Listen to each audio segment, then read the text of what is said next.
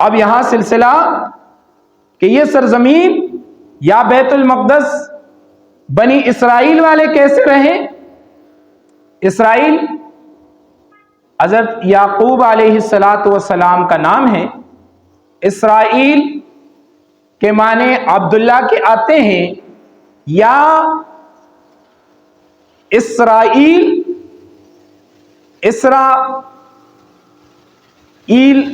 ان کے زبان میں اللہ کو کہا جاتا ہے۔ تو بہرحال عبداللہ کے معنی لو اللہ کا بندہ، یا اسرائیل اسرا بندہ، ایل اللہ کا بندہ۔ تو حضرت یعقوب علیہ السلام کا جو نام وہ اسرائیل نام آتا ہے، انہی کے اولاد میں سے چل کر حضرت موسیٰ علیہ السلام آئے اور انہوں نے بنی اسرائیل کو اپنے ساتھ ملایا اور ان کے اندر دعوت و تبلیغ اور کئی سال تک ان کو سمجھاتے رہے، حتیٰ کہ جب فرعون سے مقابلہ ہوا، موسیٰ علیہ السلام اپنے قوم کو لے کر دریا سے پار ہوئے، میدان تی کے اندر روایت کے اندر آتا ہے 40 سال تک بھٹکتے رہے، جتنا بھی سفر طے کرتے میدان اسی طرح رہتا، میدان ختم ہی نہ ہوتا۔ اللہ نے وہاں پر ان کے لیے من و سلوا کا انتظام کیا، آسمان سے اللہ نے ان کے لیے رزق روزی کو اتارا موسیٰ علیہ السلام کی موجودگی میں۔ موسیٰ علیہ السلام حضرت ہارون علیہ السلام، ہارون علیہ السلام بڑے بھائی ہے، موسیٰ علیہ السلام چھوٹے بھائی ہیں۔ موسیٰ علیہ السلام کو اللہ نے نبوت عطا فرمائی، موسیٰ علیہ السلام کو اللہ نے حکم دیا کہ فرعون کو جا کر دعوت دینی ہے، اس کو دین کی طرف بلانا ہے، اس کو سمجھانا ہے۔ موسیٰ علیہ السلام نے دعا کی، یا اللہ وجعل وزیرا من اہلی، یا اللہ میرے خاندان میں سے میرا ایک وزیر، میرے ساتھ میرا ایک معاون مددگار بنا دے، میرے ساتھ ایک آدمی اور ہوگا، ہم جا کر دعوت و تبلیغ کا کام کریں گے، ان کو سمجھائیں گے، تو ایک کے بنسبت 2 آدمیوں کی بات زیادہ معتبر ہوتی ہے۔ پھر ساتھ میں یہ بھی دعا کر لی، یا اللہ میرے خاندان میں سے آپ میرا جو وزیر بنائیں گے، بہتر ہے آپ میرا بھائی ہارون کو میرا وزیر بنا دیں میرے ساتھ۔ تو اللہ نے ہارون علیہ السلام کو بھی نبوت عطا فرمائی۔ پھر موسیٰ علیہ السلام جب کوہ طور پر اللہ کی طرف سے حکم ہوا کہ آ کر عبادت کرنی ہے، اللہ اپنی کتاب عطا فرمائیں گے، موسیٰ علیہ السلام گئے 30 دن اللہ کی عبادت کی، پھر مزید 10 دن کے ساتھ اس چلے کی تکمیل کی اور 40 دن اللہ کی عبادت کی۔ اللہ رب العزت نے کتاب عطا فرمائی۔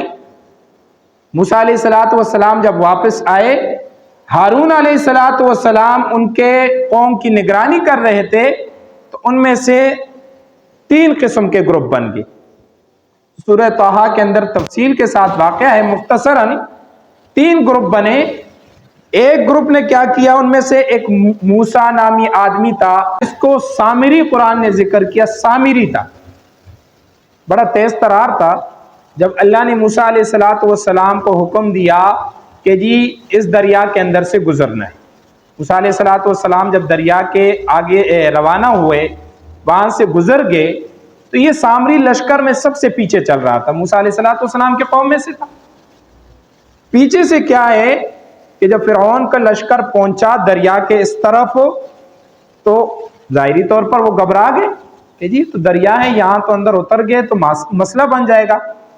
جبریل علیہ السلام آئے اور انہوں نے ایک گھوڑی لا کر کڑی کر دی دریا کے ابتدائی حصے میں، ایک روایت کے اندر آتا ہے، اور ان کے پاس تھے گھوڑے، تو جب ان گھوڑوں نے گھوڑی کو دیکھا تو فوراً وہ بھی پانی کے اندر کود گئے، اور جو ہی وہ گھوڑی آگے چلتی رہی یا آگے چلتے رہے، درمیان پانی میں جا کر اللہ نے ان سب کو غرق کر دی۔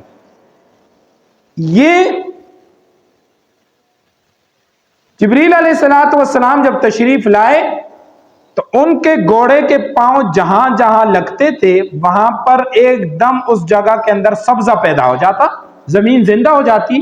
سامری نے دیکھ لیے تو سامری نے کہا جی یہ تو بڑی کمال کی چیز ہے، اس نے فوراً ایک جگہ سے مٹی اٹھا لی، اپنے پاس رکھ لی، اور اس زمین کے اندر اللہ کی شان برکت یہ تھی کہ اس کے اندر حیات، ایک طاقت پیدا ہو گئی۔ یہ مٹی لے کر جب دریا کو پار کیا، پار کرنے کے بعد موسیٰ علیہ السلام کوہ طور پر عبادت کے لیے چلے گئے، ہارون علیہ السلام نگرانی کرتے رہے، اس سامری نے ساروں کو جمع کیا، ان سے زیورات کو جمع کیا، پھر آگ کے اندر ڈال کر ایک بچڑا بنایا، اور بچڑے کے اندر اس نے وہ مٹی ڈال دی۔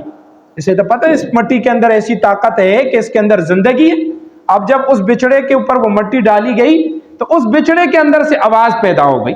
ایک روایت یہ آتی ہے، ایک روایت یہ تھی کہ اس بچڑے کے اندر اس نے ایسا سوراخ بنایا کہ اس کے اندر سے جب ہوا داخل ہو کر دوسری طرف نکلتی تو اس سے ایک آواز پیدا ہوتی گائے کی طرح۔ سامری نے سب کو بلایا، او جی کہاں بھٹک رہے ہو، کتنے سال ہو گئے ہم یہاں پر بھٹک رہے ہیں، بہتر یہ ہمارا خدا ہے، اسی کی عبادت کرو، دیکھو یہ بولتا بھی ہے۔ اب اس کے اندر یا تو اس مٹی کی وجہ سے حیات تھی یا ہوا کی وجہ سے آواز پیدا ہو جاتی۔ اب انہوں نے بھی کہا جی واقعتاً اب 3 گروپ بن گئے۔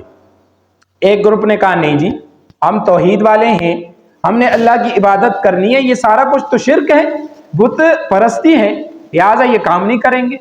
ایک گروپ نے کہا نہیں جی کیوں نہیں کریں گے، جب ایک چیز ہمیں نظر آ رہی ہے بس ہم یہی سارا کچھ کریں گے۔ تیسرا گروپ جو ہے وہ خاموش رہا۔ بہرحال موسیٰ علیہ السلام آئے، آنے کے بعد سب سے پہلے جلال میں غصے میں آ کر اپنے بھائی کو داڑھی سے پکڑا اور کہا جی یہ کیا کرتے رہے، تم نے پیچھے قوم کی نگرانی نہیں کی؟ انہوں نے کہا میرے بھائی جان، یبن ام لا تأخذ بلحیتی ولا برأسی، بھائی جان میری داڑھی بھی چھوڑ دے، میرے سروں کے بال بھی چھوڑ دے، میرا کیا قصور ہے، میں تو سمجھاتا رہا۔ علماء حضرات نے لکھا ہے اس سے یہ بات واضح پتہ چلتی ہے تمام انبیاء علیہ السلام کی داڑھی موجود تھی، حتیٰ کہ روایت کے اندر آتا ہے فرعون کی داڑھی بھی موجود تھی، فرعون کی بھی داڑھی تھی۔ اس زمانے کا سلسلہ یہی تھا کہ بغیر داڑھی کو کسی کو برداشت نہیں کرتے۔ رسول پاک صلی اللہ علیہ وسلم کے پاس 2 قاصد آئے روم سے، آپ صلی اللہ علیہ وسلم کے پاس پہنچے، آپ نے رخ پھیر لیا، انہوں نے پھر بات کی، آپ نے دوسری طرف رخ پھیر لیا، پھر نے کہا جی وجہ کیا ہے؟ اللہ کے پاک پیغمبر صلی اللہ علیہ وسلم نے فرمایا جس کی داڑھی نہ ہو میں اس سے بات نہیں کرتا۔ اس دور کے اندر چاہے وہ غیر مسلم ہی، اور اس دور کی بات نہیں ہے، یہ بات بھی ذہن میں رکھے، اس دور کے اندر بھی داڑھی کو اچھا سمجھتے تھے، اور آج کے دور کے اندر غیر مسلم ممالک کے اندر سائنسی تحقیق کے مطابق عورتیں داڑھی والے مرد کو زیادہ پسند کرتی۔ موسیٰ علیہ السلام آئے اور پھر اللہ کی طرف سے جو عذاب ہوا کہ جنہوں نے شرک نہیں کی وہ لوگ ان لوگوں کو جنہوں نے شرک کیا ان کو قتل کر دے۔ پھر موسیٰ علیہ السلام ان کے درمیان رہے۔ موسیٰ علیہ السلام جب رخصت ہوئے تو کچھ عرصے کے بعد اب یہ پھر اپنی مرضی پر اتر آئے، نے ان کے اوپر مختلف قسم اور مختلف اوقات میں ان کی تنبیہ کے لیے اللہ رب العزت نے عذاب نازل کیا۔ بیت المقدس اس کی حفاظت کی ذمہ داری اللہ نے مخلوق کے حوالے کر دی کہ جب تک اس سرزمین کے اوپر رہ کر میرے بندے میری عبادت کریں گے اس سرزمین کی طرف کوئی آنکھ اٹھا کر نہیں دیکھ سکتا، اور جس دن اس سرزمین کے لوگ نافرمان بن جائیں گے میں ان کے اوپر ظالم کو مسلط کر دوں۔ اب آپ تاریخ کو دیکھیں تو تاریخ کے اندر یہی ہوا کہ جب نبی آیا تو وہ اسی جگہ کو انہوں نے مسکن بنایا، اسی جگہ انہوں نے لوگوں کی تربیت بھی کی، لوگوں کو تعلیم بھی دی۔ پھر جب وہ نبی رخصت ہوا، رخصت ہونے کے بعد جب ان کے قوم میں کافی عرصہ گزرا اور قوم کے اندر بدعمالیاں زیادہ ہوئی تو اللہ نے کسی نہ کسی ظالم کو مسلط کر۔ تو اب بھی اگر مسلمان اخلاص کے ساتھ اور صحیح نیت کے ساتھ اللہ کو اپنا رب مان کر بیت المقدس کی حفاظت کرے تو آج بھی بیت المقدس مسلمانوں کا ہے، لیکن اگر وہی عقیدہ، وہی گناہ، وہی بدعمالیہ اور ساتھ میں بیت المقدس مسلمانوں کے پاس رہے، یہودیوں کے پاس نہ رہے، تو ایسا نہیں ہو سکتا، اللہ نے کسی نہ کسی ظالم کو یہاں مسلط کرنا۔ سلیمان علیہ السلام کے کچھ عرصے کے بعد جب وہ دنیا سے رخصت ہوئے اور پیچھے قوم والوں نے بت پرستی شروع کر دی، بدعمالیہ شروع کر دی، تو اللہ نے مصر کے ایک بادشاہ کو اٹھایا اور ان پر مسلط کر دیا جنہوں نے ان پر ظلم و جبر کیا اور ان کو تکلیف اذیتیں پہنچائی۔ پھر اللہ رب العزت نے 400 برس بعد اللہ رب العزت نے پھر درمیان میں یہ سنبھلے، 400 سال کا عرصہ گزرا، پھر جب بدعمالیاں شروع ہوئی، اللہ نے مصر کے ایک اور ظالم بادشاہ کو لا کر ان پر مسلط کر دی، اور انہوں نے آ کر ان پر ظلم و ستم اور بربریت اختیار کی۔ ظلم و ستم کے بعد جب کچھ عرصہ بعد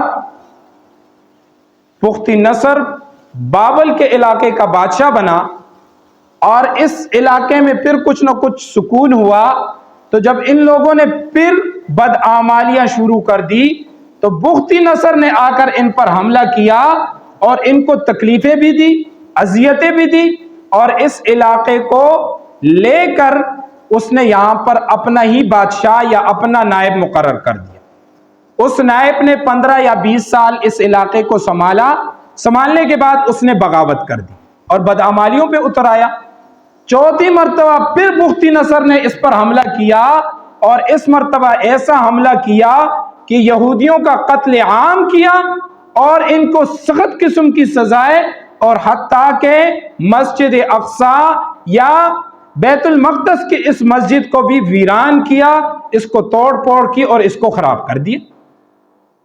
پھر اللہ رب العزت نے اس کو کچھ عرصے کے بعد حضرت مسیح علیہ الصلوۃ والسلام، حضرت عیسیٰ علیہ الصلوۃ والسلام سے 170 سال پہلے اس علاقے کے اندر اللہ نے کچھ نہ کچھ سکون قائم فرمایا، لیکن 170 سال پہلے جب انہوں نے پھر بدعمالیاں کی تو انطاکیہ کے بادشاہ کو اللہ نے ان پر مسلط کر دیا، اور عیسیٰ علیہ الصلوۃ والسلام سے 8 سال پہلے اس علاقے کو پھر انہوں نے قبضہ کر کے اور ان کے اوپر ظلم و ستم کی۔ پھر جب عیسیٰ علیہ الصلوۃ والسلام تشریف لائے، اس علاقے کو کسی حد تک سنبھالنے کے بعد جب انہوں نے عیسیٰ علیہ الصلوۃ والسلام کے خلاف کھڑے ہوئے اور ان کو صلیب پر اور قتل کرنے کے در پہ ہوئے، اللہ نے عیسیٰ علیہ الصلوۃ والسلام کو آسمانوں پر اٹھا لیا، اور اللہ رب العزت نے ان پر روم کے لوگوں کو مسلط کر دیا۔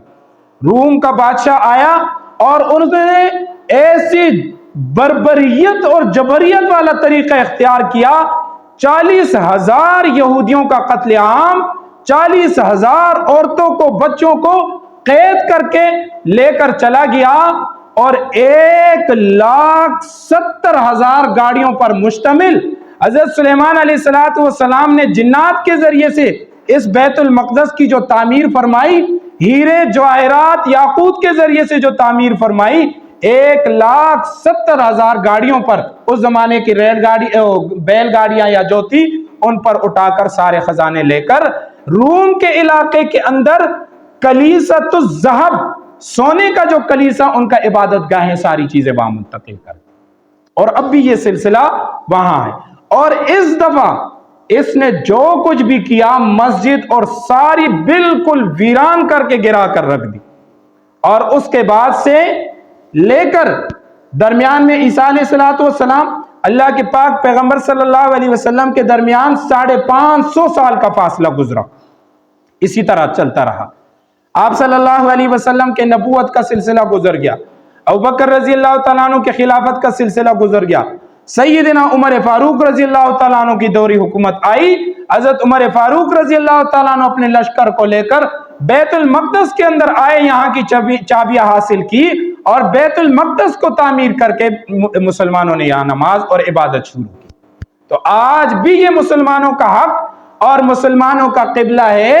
اس درمیان یہودی بنی اسرائیل والے اس زمین کے اندر آباد تو رہیں، لیکن ان کی حکومت حضرت شمعیل یا شمعون علیہ السلام کی موجودگی میں صرف 98 سال حکومت رہی۔ تو یہ جو بیت المقدس یا فلسطین ہے، یہ پہلے بھی میں بتایا تھا، یہ کسی ملک کی لڑائی نہیں ہے جی ان کا ملک ہے ان کا حاصل کرے، یہ مسلمانوں کا قبلہ ہے، مسلمانوں کے مقدس مقامات میں سے ایک مقام ہے، آقا دو جہاں صلی اللہ علیہ وسلم کی امامت اور مصلی گاہ ہے، جہاں آپ صلی اللہ علیہ وسلم نے سارے اماموں کی، سارے نبیوں کی امامت کرائی۔ تو یہ جو بیت المقدس یا بنی اسرائیل کا سلسلہ، اصل یہ ہے بھی ہمارا اور عرب کی سرزمین इस सरजमीन को अल्लाह ने बरकत से नवाजा है और ये सारा इलाका शाम और ये सारा इलाका, ये सारे का सारा अरब इलाका मुसलमानों का इलाका है। आज भी यहूदी अपने जुल्म और सितम के तहत कई सालों से इस पर पहले भी काबिज रहा और कब्जा करने के बाद 1100 हिजरी के अंदर अल्लाह ने एक मर्द कलंदर को पैदा किया और जिनका नाम तारीख के अंदर सलाहुद्दीन अय्यूबी लिखा जाता है। एक माँ ने वो बच्चा जाना और वो उठकर मर्द कलंदर आया, हलब के अंदर से उसने एक मेंबर लिया और उस मेंबर बनाने वाले से पूछा ये मेंबर किसके लिए? उसने बताया कि ये तो मैंने बैतुल मक़दस के लिए मेंबर बनाया। तो लोग कहा करते कि वो इलाका तो यहूदियों के कब्जे में है। वो बड़ाई कहता, वो लकड़ियां बनाने वाला, मेंबर बनाने वाला कहा करता मेरा काम था मेंबर बनाना, मैंने मेंबर बना दिया। अल्लाह का काम है ऐसे बंदे को पैदा करना जो आएगा और इस मेंबर को उठाकर वहां रख के आएगा। अल्लाह ने वो मर्द कलंदर सलाहुद्दीन अय्यूबी को पैदा किया और वो उठे, उन्होंने वो मेंबर लिया और बैतुल मक़दस को फतह करके आकर वो मेंबर वहां पर रखा। तो ये जो मुसलमानों की तारीख है, ये जो सिलसिला है, ये सिर्फ फलस्तीन की जंग नहीं है, ये आलम इस्लाम की जंग है और ये हर मुसलमान के लिए ये अपने ताकत के मुताबिक जो कुछ माली जानी जो कुछ भी हो सके इसके साथ ताउन करना। और ये इस्राएली यहूदियों का सिर्फ ये नहीं कि बैतुल मक़दस, उनका कहना यह है कि बैतुल मक़दस को हम अपना दारुल खिलाफा, पूरी दुनिया का दारुल खिलाफा बनाना चाहते हैं। यहां दीवारे किरिया जिसको कहा जाता है, जिसको जिदारे बुका कहा जाता है, रोने वाली दीवार, आज भी ईसाई वहां जाकर रोते हैं। उनके जी यहाँ पर इबादत गाह है, दाऊद अलैहिस्सलाम ने इबादत की है, आज भी वो वहां जाकर उसमें जो कुछ करते हैं। बहरहाल ये सारे के सारे तामीरात हजरत उमर फारूक रजी अल्लाह तआला अन्हु, इसी तरह हजरत सुलेमान अलैहिस्सलाम, अल्लाह के पाक पैगंबर ने यहाँ नबियों की इमामत कराई है और आज तक यहाँ मुसलमान और कुछ अरसा कबल यहूदियों ने आकर जबरदस्ती इस जगह पर कब्जा किया और यहाँ के मुसलमानों को तंग किया। आखिर जब मुसलमान तंग हुए तो मुसलमानों ने हमला नहीं किया, मुसलमानों को जिन्होंने तंग किया उनको सिर्फ पीछे धक्का दिया। तो हमारे दिन हो जी मुसलमानों ने जुल्म किया जी, इन्होंने क्यों हमला किया? अल्लाह के बंदे, आज का हमला याद है, 3 साल पहले का नहीं याद? 3 साल पहले यही आकर घुसे थे। शेख सादी रहमतुल्लाह ताला अलैह ने एक किस्सा लिखा है कि जी एक बड़ा पहलवान तकड़ा आदमी था, उसने एक गरीब आदमी को देखा चलते चलते, जी कौन है गरीब आदमी है क्या जी, उठाकर एक चमाट उसके मुंह पे मारी, वो बेचारा गिर गया। देखता रहा जी पहलवान को हाथ लगाऊंगा तो ये तो मेरा कीमा ही निकाल देगा। खामोश हो गया और उसने उसे थप्पड़ भी मारा, एक पत्थर भी मारा, उसने पत्थर संभाल के रख दिया। अल्लाह का करना ये, वो कुछ अरसे के बाद से वो गरीब आदमी वहां गुजर रहा था, उसने देखा वो पहलवान आदमी किसी काई के अंदर, कुएं के अंदर गिरा हुआ है, निकल नहीं सकता। उसने नीचे से आवाज दी, अरे जी फलां आकर मुझे निकालो। उसने देखा, उसने कहा अच्छा ये वही बदमाश है। पत्थर निकाला, उसके सर पे मारा। उसने कहा जी ये क्या जुल्म है? उसने कहा जुल्म नहीं है, जुल्म आपने किया, बदला मैंने आज नहीं। तो जुल्म वो कर चुके, आज अगर एक मुसलमान ने बदला लिया तो जी क्यों हमला किया? या जो बाज दुश्मन इस्लाम दुश्मन किस्म के लोग हैं जी, इनको क्या जरूरत थी? हमारे बाज मुसलमान भी कहते, इनको क्या जरूरत थी हमला करने की? हमला करने की जरूरत नहीं थी, यह ईमान का तकाजा था। आप नहीं कर सकते, आप बुज़दिले तो आप खामोश बैठ जाए। जो वो कर रहे हैं उनके लिए अल्लाह के से दुआ करे, अल्लाह मुसलमानों को फतह याबी नसीब फरमाए। हर मुसलमान दूसरे मुसलमान का भाई बनकर उसकी तकलीफ को अपनी तकलीफ समझकर एलाए कलिमतुल्लाह, दीन की बुलंदी के लिए हर मुसलमान की मदद करे। अल्लाह रब्बुल इज्जत अमल करने की तौफीक अता फरमाए। वाखिर दावाना।